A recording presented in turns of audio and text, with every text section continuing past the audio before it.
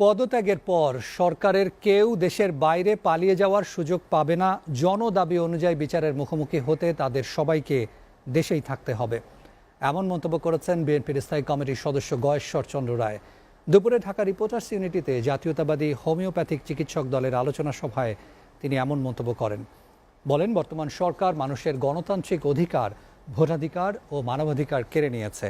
এটি বহির্বিশ্ব অবগত থাকায় বিদেশি প্রতিনিধিরা এখন বাংলাদেশে আসা শুরু করেছে। গয়েশ্বরচন্দ্র রায় বলেন, দুর্নীতির কারণে দ্রব্যমূল্য ও জনগণের ভোগান্তি বেড়েছে। সরকার দ্রব্যমূল্য নিয়ন্ত্রণে ব্যর্থ হয়েছে। বর্তমানে সরকারের সাথে আলোচনার কোনো সুযোগ নেই। তাদের পদত্যাগই একমাত্র সমাধান। এই চিকিৎসা স্বাস্থ্যের মতো রাজনীতির চিকিৎসাটাও এখন বেশি প্রয়োজন। অর্থাৎ এই যে রাষ্ট্র কাঠামোর যে দুর্নীতি, দুরবস্থার মধ্য দিয়ে প্রতিটি শ্রেণী পেশার লোক ভোগান্তিতে পড়ছে এবং দ্রব্যমূল্যের ঊর্ধ্বগতিতে প্রত্যেকে কিন্তু আক্রান্ত।